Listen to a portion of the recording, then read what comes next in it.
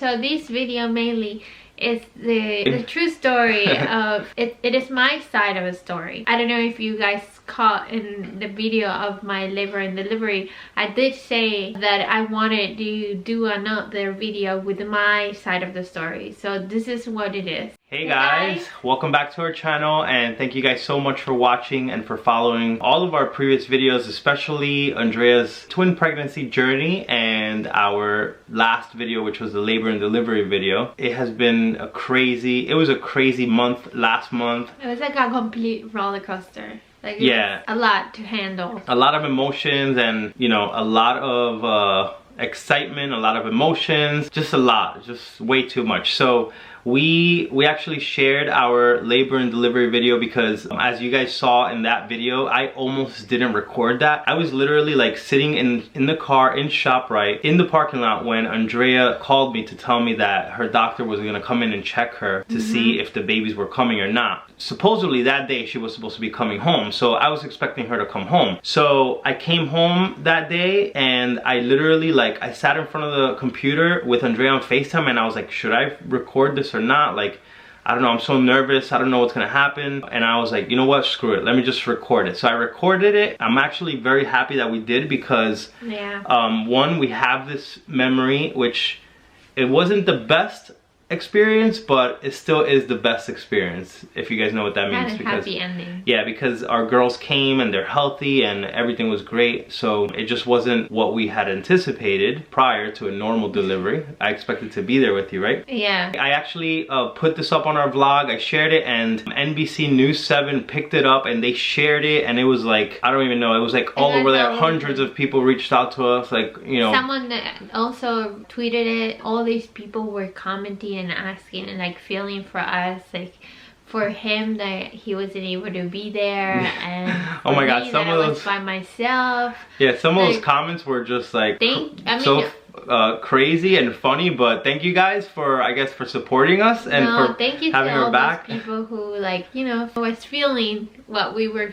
feeling at that moment. Yeah. So. But aside from that, we also had a lot of people who were asking, like, why did this happen? You know, and they're either pregnant and soon to be giving birth. I saw like moms tagging their husbands, saying like, oh, we gotta call the hospital and all this stuff to see what the rules were. A bunch of people were messaging us asking, like, you know, what happened. So this video mainly is the true story of, I mean, not to say that nothing that we mentioned or shared in the past wasn't true. It's just like it is my side of a story. I don't know if you guys caught in the video of my labor and delivery. I did say that I wanted to do another video with my side of the story. So this is what it is, and I'm sorry if it's gonna be way too long of a video, but it's just so many things happen that, you know, we want to share it,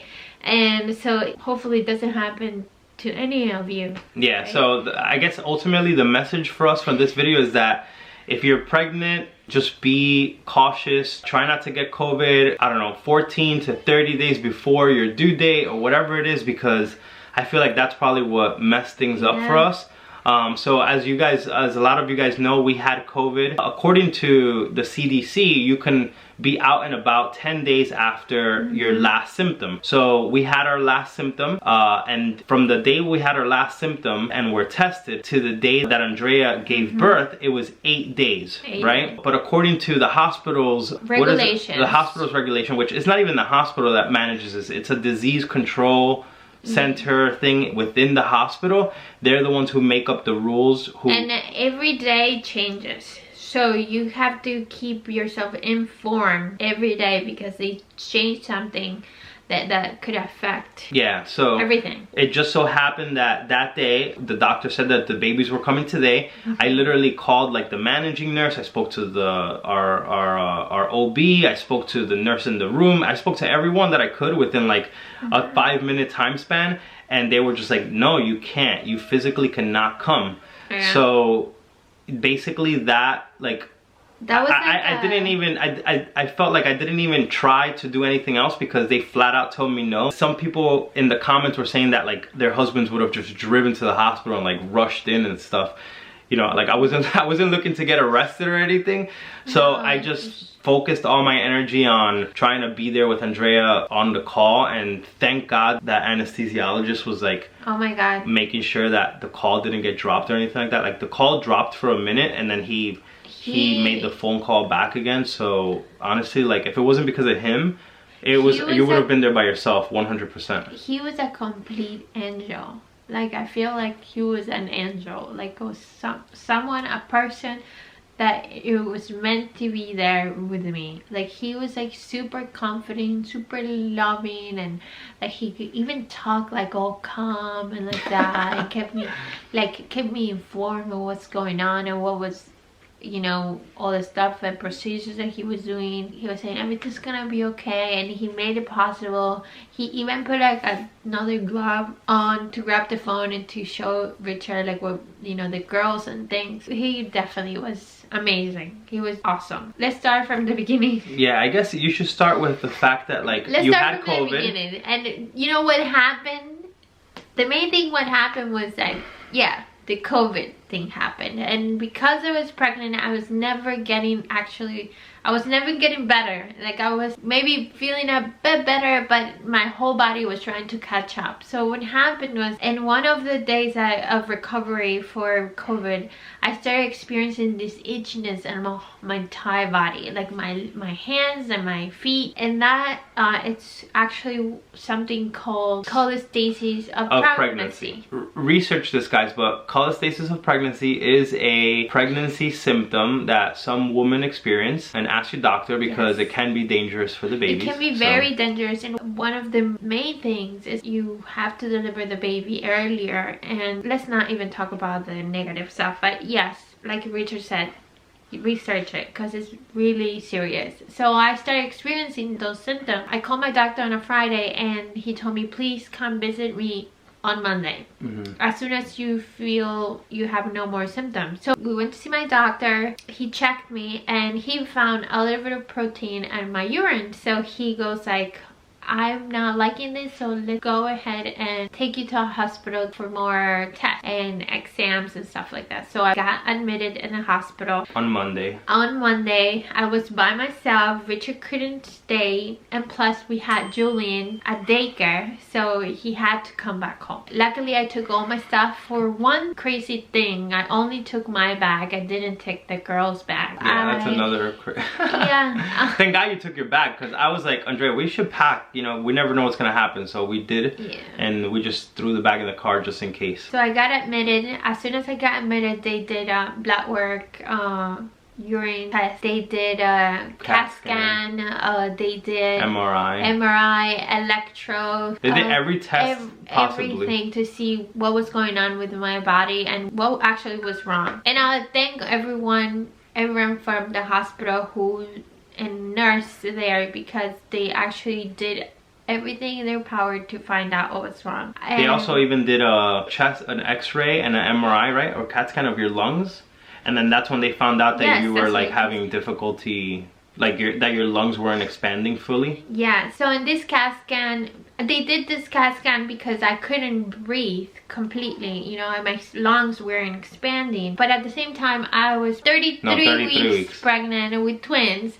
So I was just having a hard time, and plus with the COVID, I wasn't in a great shape with 1 hour sleep per night. It wasn't fun. I was in the hospital Monday, Tuesday, Wednesday. I was excited to come back home because they told me, oh, you're gonna be here only 24 to 36 hours and then I will send you home. So on Tuesday night, the nurse was telling me, oh, are you feeling okay? Yeah, because you're having contractions and they're kind of like, they're 15 minutes apart, so nothing to worry about, but are you in pain? I'm like, no, I'm actually feel great. I feel like a pressure here on the top of my, yeah, that's, she goes like, oh yeah, that's contraction. Okay, is something I should be worried about? And she's like, no, you're fine, we'll monitor you, whatever. So they did a test to make sure that if I was in active labor, and it came out negative. So that same night I went to the bathroom and ta-da, I I lost my mucus plug, and I started getting a little bit nervous because with Julian, when that happened, a few days later, everything started escalating. Like he came pretty quick after that. And because of the way that I was feeling, I was coughing, my body was in a lot of stress. I had a feeling that that wasn't something good. So they were like, oh no, there's nothing to worry about. You're not in active labor. Okay. So the next morning, another nurse came, checked the thing with the contractions again, and they said, oh, are you in pain? No, I'm not in pain. Okay, your contractions are pretty close. So a doctor came by to check me. Oh, that was an OB? Yes. Oh yeah, he was like, you were on the phone with me. We were on the phone. Yes, I FaceTime you. We were FaceTime, and the OB is like, he's like, all right, well, it looks like, you know, your contractions are pretty close, but who knows? Yeah, but anyways, let's check you. Let's just check you. Let's just check your cervix. So literally, like, Andrea's on the phone. I'm there watching this whole thing. And he's like, all right, they go in there, they check, and he's like, you're 4 centimeters dilated. These babies are coming today. And in that moment when he said that, you're 4 centimeters dilated, it was like a slap on my face. Like, what's going on? Wake up. I want to go home. No. I want to go home, then come back in like 2 weeks and everything will be okay. But no, in that moment, he was like, okay, this is what we have to decide. We have to decide this right now. Right now. Yes. Do you want to deliver naturally or you want a C-section? Yeah. These are the things that are going to be wrong with your condition right now with a natural birth, or these are the things that positive from C-section and negative from C-section. Yeah. So baby A was head down and baby B was breached. So he said, okay, if we do a natural birth, the chances of baby A coming out without a problem is great, but the chances of baby B turning once baby A comes out, we don't know that, obviously. So it all depends on the baby and what happens. If that happens and baby B stays breached, then we have to perform an emergency C-section, which under your condition is a little risky just because your lungs are not working at full capacity, your breathing is not at full capacity. So he's like, even you trying to push baby A out, it may be a lot of stress for you and your body, being that you were recovering from COVID. Right there, that was, you know, case number A, case A, right? The first case. The second case was going to be just a flat out C-section, which obviously comes with its own risks. But, you know, it was just a matter of control. Yeah. If we decided to have a C-section, then it was going to be a full controlled surgery and, you know, they were just going to get the girls out and that's it. We decided quickly, we were like, look, you know, clearly they're saying that your lungs are not expanding fully, whether it be from COVID or whether it be from having 10 pounds worth of baby inside of you. It didn't matter at this point because, at this point, I already knew that they weren't gonna let me go because when the doctor said the babies are coming today, I was like, all right, I'm gonna head over there right now. I rushed home, I grabbed all my stuff. I'm literally with my jacket on and the doctor's like, hold on, we need to ask the nurse if you can come. And at that moment, the nurse was like, oh, I'm sorry, you can't come. You need to speak to the general nurse or the managing nurse or whoever. I spoke to that lady and that lady was like, you can't be here because you had COVID You're already. Positive. And you were positive.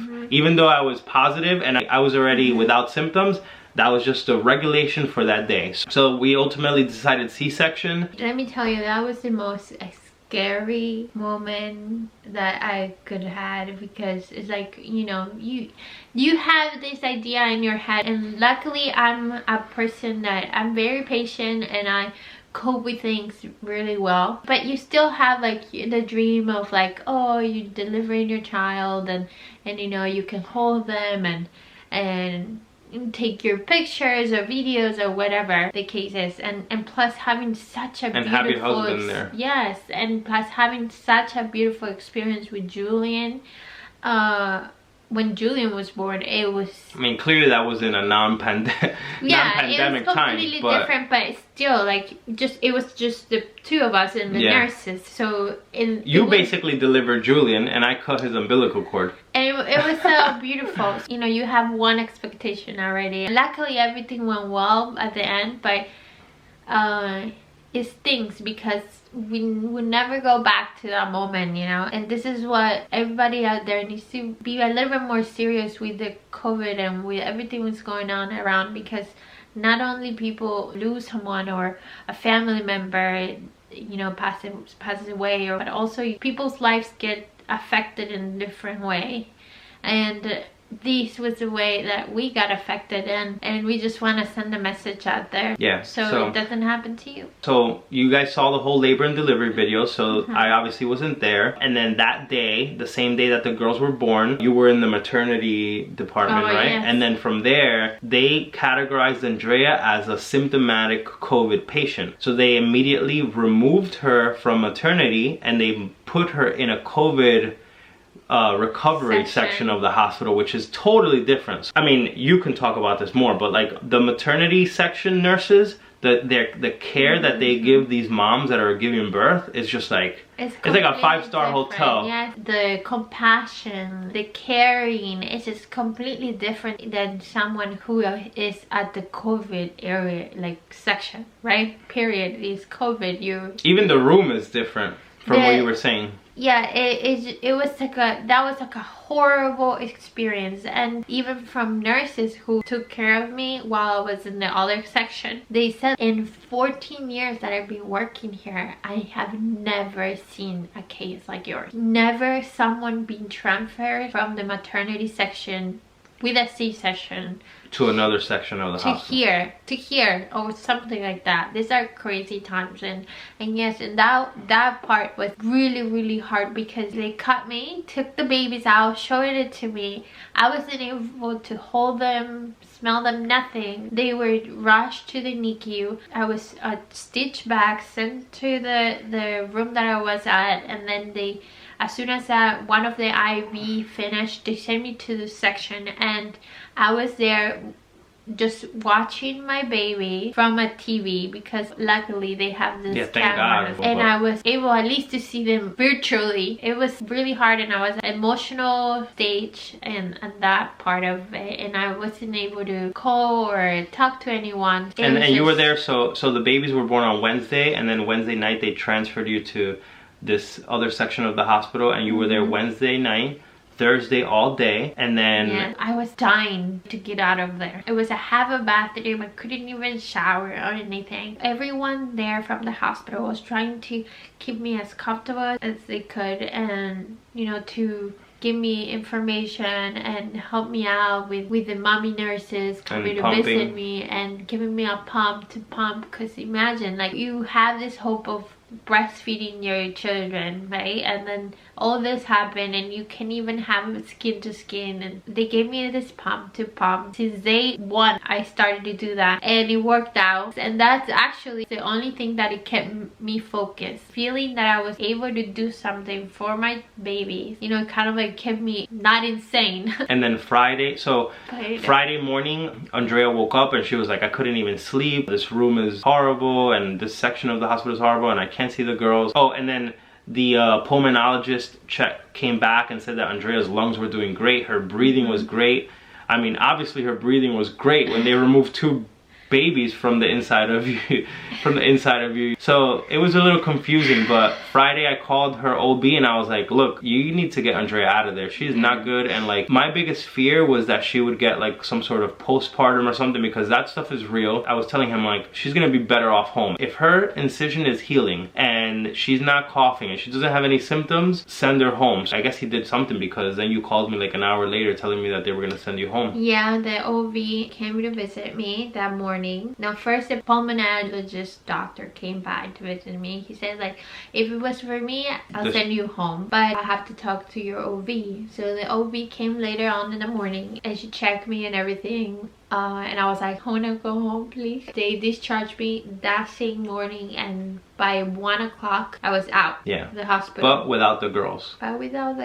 So we had Friday, then we had Saturday, Sunday, and then we were calling the hospital the whole time, and then they allowed him to go the disease control center changed their rules where I was allowed to go visit the girls on Monday, but Andrea wasn't. So I had to wait 1 more day to go see my girls for the first time. So I didn't see the girls for 6, 7, 8, 9, 10, 11, 6 days, right? 5 days after they were born. And then you saw them 6 days after they were born. Basically that's what happened, and that's the reason that I couldn't go. I didn't have COVID at the time that all of this was happening. I was already past it. I had no symptoms, I had nothing. Andrea, technically she didn't have COVID either because we both got it at the same time, and we both wrote it, like we went through the everything at the same time, and we both started feeling good at the same time. Even Julian, like his symptoms stopped the day that ours stopped too. Honestly, it was just bad timing for this. It was very bad timing. So everything happened together, you know. Boom. Yeah. It's like an avalanche, just fell. Oh my but God. honestly, like, we can't complain because they didn't let me be there, but I was there somehow, and I was able to see everything, and it almost feels like I was there even though I physically wasn't. For me, it feels like I was there. For you, it feels like I wasn't there probably. But the girls came and they're healthy, and you know, they were in the NICU for how many days after? Wednesday, the day they were born. Oh, they were in the NICU for 11 days. Wednesday, Thursday, Friday, Saturday, Sunday, Monday, Tuesday, Wednesday, Thursday, Friday, Saturday, Sunday, and Sunday. 12 days. 12 days they were in the NICU. So, and they were doing great the whole time, but they needed to do, on the first 24 hours of birth, they have to give the girls a COVID test. Two COVID tests. Yeah, they need two COVID tests. One 24 hours and then one 48 hours. And both of those tests have to be negative in order to remove the girls from an isolated NICU, which is where they were. You know, again, just COVID procedures, right? So thankfully, both tests came back negative, and the girls were put in, you know, in the room with the, I guess, regular NICU or whatever you call it. And then, you know, once we were able to go visit them, we were going every single day. Oh, that's another thing. They didn't even let us go both at the same time upstairs. No. Even though we had two girls, and like technically I could have been with one, you could have been with the other, but their regulation was that they didn't allow that. One parent per shift. One parent, so in the morning or in the afternoon. Yeah, so we were driving every day to the hospital for 12 days. Andrea would go in the morning shift. I'd wait in the car this whole time. Then we'd go grab lunch real quick. Then I'd go to the second shift, and we were just doing that. And honestly, like, the NICU nurses are, oh my God, mad respect to, like, all my respect to these NICU nurses. These are all their angels. Yeah, they're sent by God. They are incredible. Like, I admired so much what they did that I was thinking to myself, the day I die, if I ever come back to like this world, I want to be like a NICU nurse or some sort of, you know, something, I don't know, to give back. Because these nurses, like, I kept asking each and every one, I was like, oh, why'd you choose this career? And all of them, it was just so pure, the reasons, like, why they chose these, you know, this as their job, you know. And every time that we were calling for updates or asking for the camera to be turned on, we were calling like 5 times a day, like or things, they were like, oh, they were so sweet, always like so informative, and you know, just like a good energy, you know, the care, we really wanted to do that. It's nice. And thank you so much to all the NICU nurses out there for all your service. As parents of babies who were in the NICU, thank you from the bottom of our hearts. Thank you so much. Overall, that was a great experience. I know a lot of people are afraid of the NICU from what we've heard, but honestly, like, plus we get the babies and they're on like a feeding schedule already. We don't have to do that anymore. So they're like trained. But yeah, we're very grateful for them, and honestly, like, this is what happened, and this is why I couldn't go to the hospital, and this is everything that went down. And I'm glad we're filming this video right now, because we go back to all of our old videos and we're always watching like everything and seeing Julian, him growing up and stuff. Now we definitely, that we documented this, we won't forget, you know, we definitely, I mean, we would never forget what happened anyways. But we're definitely not gonna forget the full story. That's what happened. So just be safe out there, guys. Yes, be safe. All the mommies out there who are pregnant, please be careful. If that means like don't have a baby shower, or I mean, sadly, have a virtual shower, which we did. I mean, you know, we got it because we got it, and it was meant for us to get it, and this was all meant to happen the way it happened.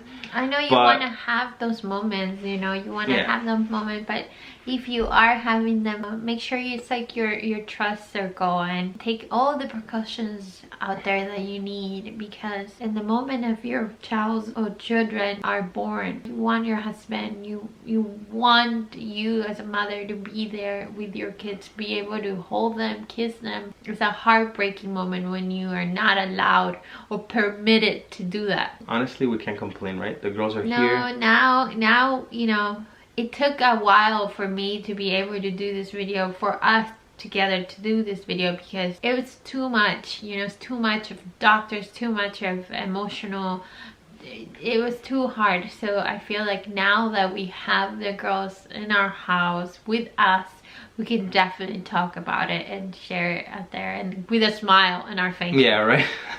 Yes. Alright, so that concludes our story, and just want to say thank you so much for your continued support, for watching all of our videos, and thank you to all the people out there who have prayed for us, who have messaged us and called us during these hard times. Please stay tuned for our next videos, and yeah, we're gonna be documenting some more of these baby girls and our twin and toddler life experience, because honestly this shit ain't easy. No. Don't forget to like, don't forget to subscribe, and we'll see you guys in the next video. We'll see you guys in the next video. Bye. I wasn't going to say goodbye without showing you the girls, guys. Come here.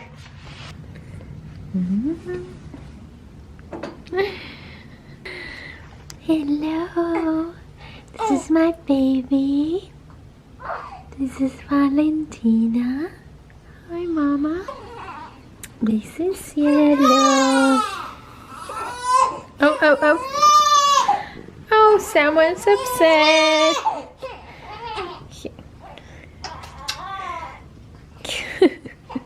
Now everybody's crying. Let me fix this one here, and I'll go to the next one. Oh my goodness. Alright guys, these are our babies, and we're so blessed to have them home. I'm gonna go back to my girls.